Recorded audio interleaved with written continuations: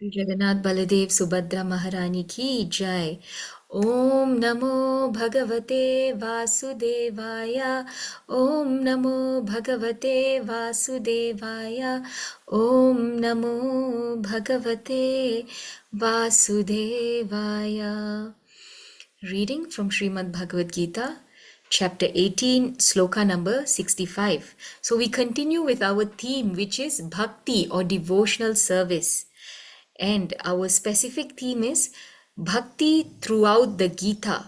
So we have been seeing in a series of verses how Lord Krishna has been emphasizing Bhakti or the process of devotional service throughout the Bhagavad Gita. So we cannot undermine its importance. Okay, so let us read the shloka in Sanskrit.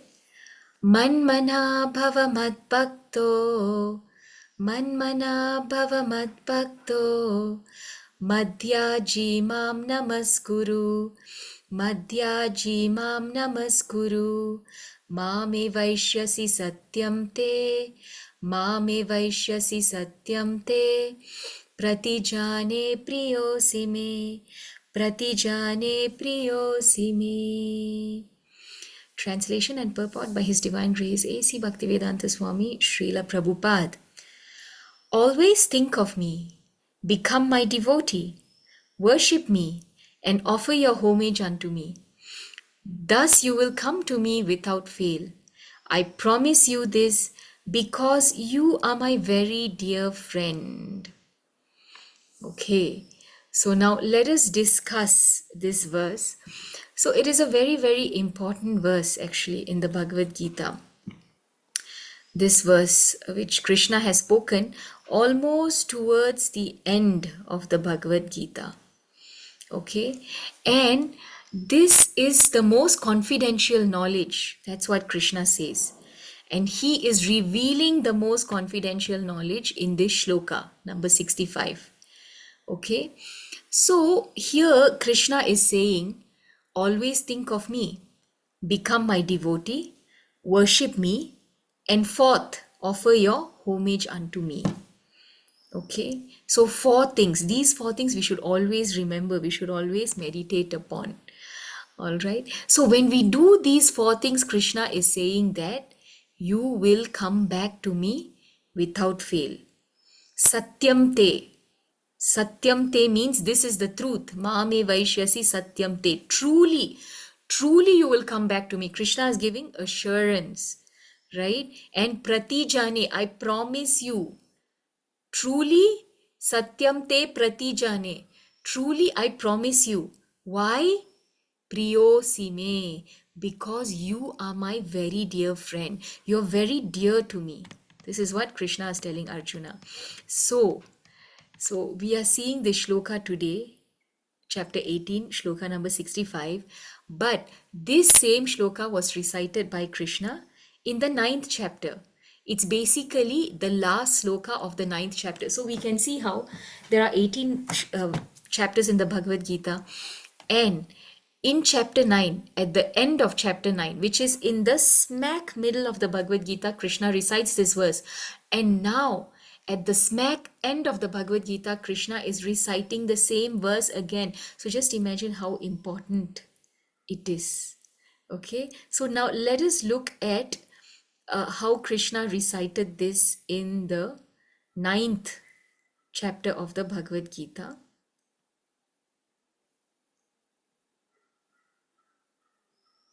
Okay, so if we see here, Krishna says, Manmana bhava madbhakto madhyaji mam namaskuru. Exactly the same, the first two lines. Mam evaishyasi yuktvaivam atmanam matparayanaha. So here what is Krishna saying? Engage your mind always in thinking of me, the same four things. Think of me, become my devotee, offer obeisances unto me, and worship me. Being completely absorbed in me, surely you will come to me. Krishna already gives assurance here for the first time. Surely you will come to me if you are completely absorbed in me. But in the second time, when he says it, right? Krishna says, thus you will come to me without fail. I promise you this because you are my very dear friend. So the second time Krishna is giving even more assurance, right? So this is very, very potent. Okay. So it sounds like the same shloka, but there are a couple of nicer elements in the 18th chapter, because Krishna is promising, like we discussed, right? He promises Arjuna because Arjuna is very, very dear to him. So this is so nice, right? It feels very personal, right? So Krishna is saying here, always think of me. So he means, what does he mean by that? Please engage your mind in thinking of my name, form, qualities, and pastimes, right? So Prabhupada gives us this guidance. What does thinking of Krishna mean? Think of his name, keep chanting his name. Think of his form. Krishna has a beautiful form. Think of his qualities, how he is so merciful, how he is Bhakta Vatsala, how he is so loving, so many qualities. And think of his pastimes. So there are so many pastimes that we read about in the Krishna book, especially, that we can always think of. So is it difficult to think about Krishna? No, it is not difficult, because there are all these numerous things that we can think about, right? So we think about him, and when after thinking about him, we engage all our senses in his service, and we can become his devotee. So always think of me, become my devotee. All right. So how do we serve him after we become his devotee, right? We can use different paraphernalia to actively serve him. We can use sandalwood paste, fragrance, flowers, incense or agarbatti. We can offer him the ghee lamp. We can offer him naivedya or food items, right? Be it fruits, or we can cook something which he likes and offer it to him, right? So someone might say that engaging the mind is difficult. Okay, so that's why Krishna says engage your senses by doing all of the things that we described above, right? So if we think that even that is difficult, so always think of me, become my devotee, worship me, okay, by engaging your senses. But even if we think that this is difficult, Krishna says, okay, just offer your obeisances unto me. Fall like a stick. We just have to fall like a Krishna. I'm so unqualified to do any of these things to you. In that spontaneous mood, just fall like a stick. Just pay obeisances to me, is what Krishna says, right? So we just fall in front of the Lord like a stick. Even that the Lord accepts, right, as devotional service. So how much time does it take to pay obeisances to the Lord? Just a few seconds. Does it cost us anything? No, it does not.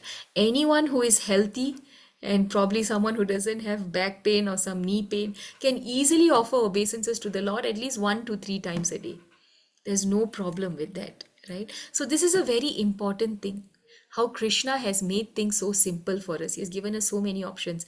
Think of me, become my devotee, worship me with all these auspicious items. If you can't, at least just fall in front of me. Okay, we can think, we can fall, that's easy, right? So it's very simple. He has made things so simple for us, so practical for this age of Kali. Okay, we can advance on the path of devotional service and finally go back to Godhead, right? Not much endeavor, just a little bit Krishna is asking us to do. So we may ask a question now. So Krishna, am I supposed to do all these 4 things? But actually, even any one of them with great spontaneity and devotion is sufficient. Krishna is saying that even with one of them, you can actually come back to me, right? So, what's given here in the purport, right, is that this is the most confidential knowledge, Prabhupada says. What is the most confidential knowledge? That one should become a pure devotee of Krishna and always think of him and always act for Krishna. Okay. So that is the specialty of our Srila Prabhupada, right? He summarizes everything in just one poetic line. So if we read again the first line of the purport, Okay, become a pure devotee of Krishna, always think of him and act for him. Everything is covered in this. Okay, so we should not become an official meditator, but we should mold our lives in such a way that we will always have the chance to think of Krishna, right? We should always act in such a way that all our daily activities are in connection with Krishna.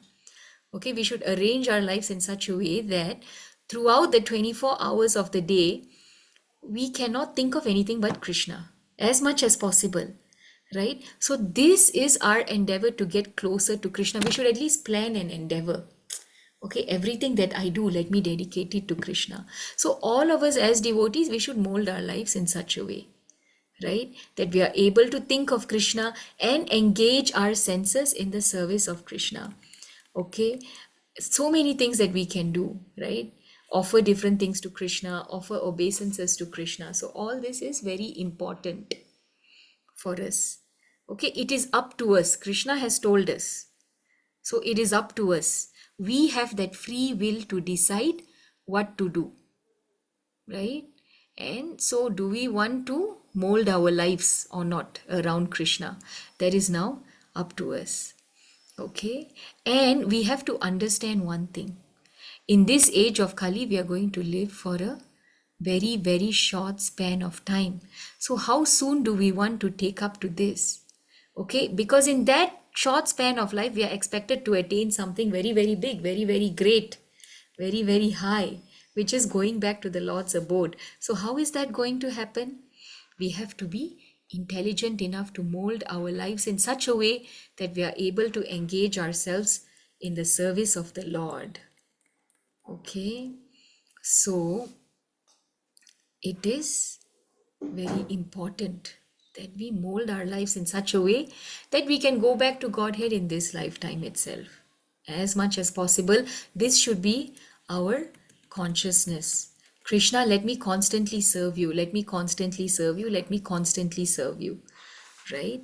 And the Lord's promise is that anyone who is in such pure Krishna consciousness will certainly return to the Lord's abode and can engage face to face in the association of the Lord.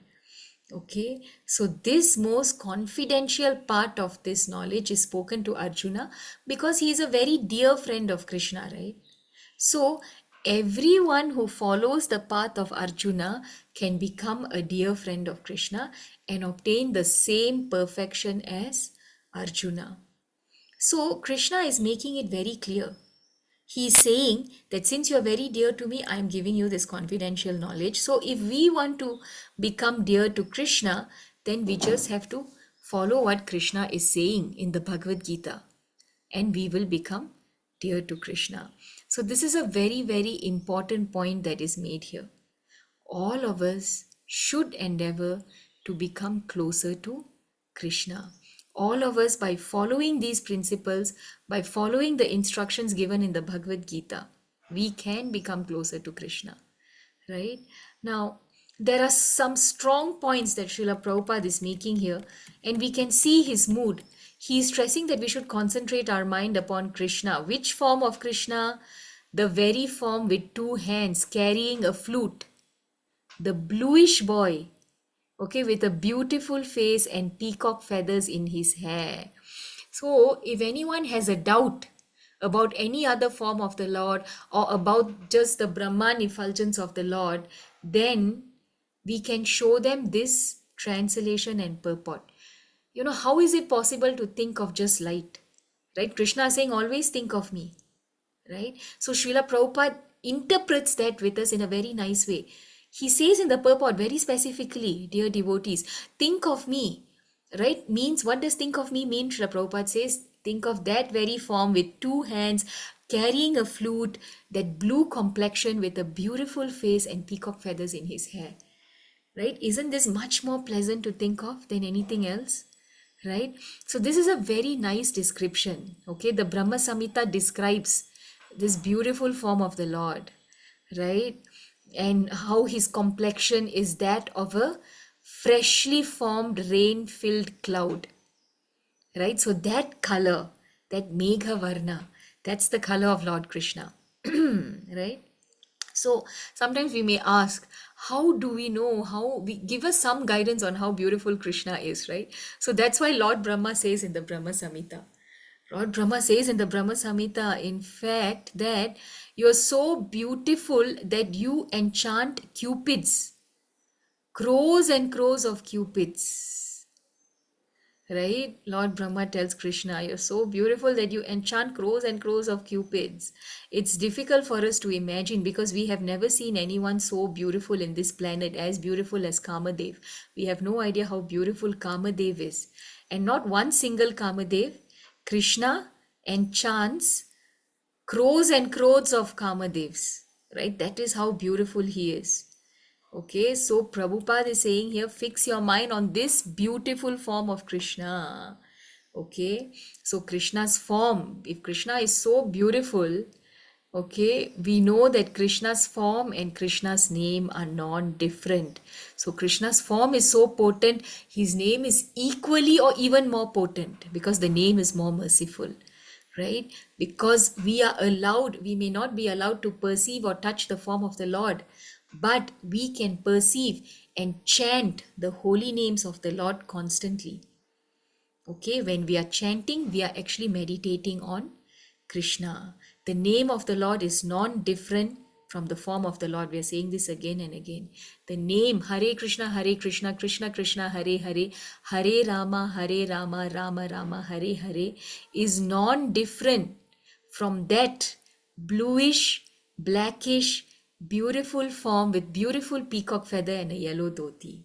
All right, so when you chant the name of the Lord and think of the Lord or see the Lord, it is one and the same, right? So the first thing that we have to do is chant the holy names of the Lord very attentively and as much as possible offensively.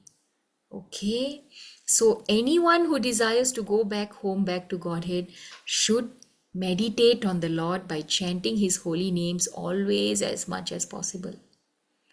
Okay, so here Krishna is saying that he promises Arjuna because he is very dear to him. And Krishna is saying that if you do these things, I will take you back to Godhead. I promise you. Right?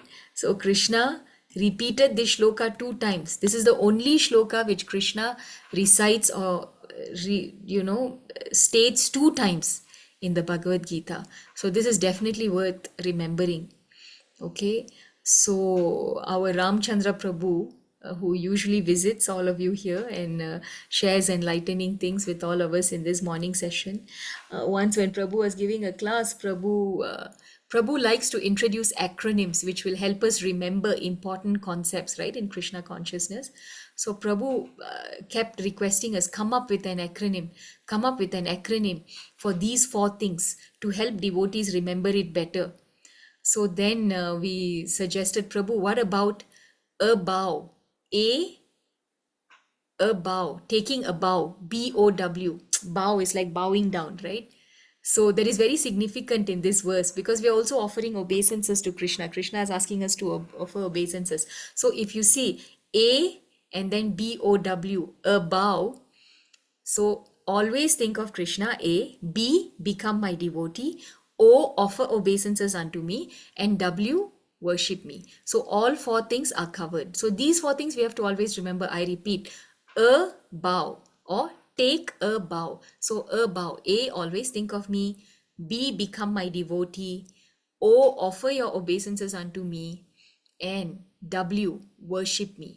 Right? So remember a bow and remember these 4 things every day, right? So we should go through this verse again and again and remember these 4 things, go through the purport again and again to understand what Prabhupada wants us to stress on when Krishna says these 4 things. And we should meditate how we can implement these 4 things in our day-to-day life. This can be our meditation today. So we leave you with this. So thank you all very, very much. I hope you have a blissful, Krishna conscious day ahead. Hare Krishna, Krishna Krishna, Hare Hare, Hare Rama, Rama Rama, Hare Hare. Thank you very much, Sri Hari Sridhar Prabhu. Thank you, Chetan Prabhu, Ganesh Prabhu. Indra Mataji, Sumantra Mataji,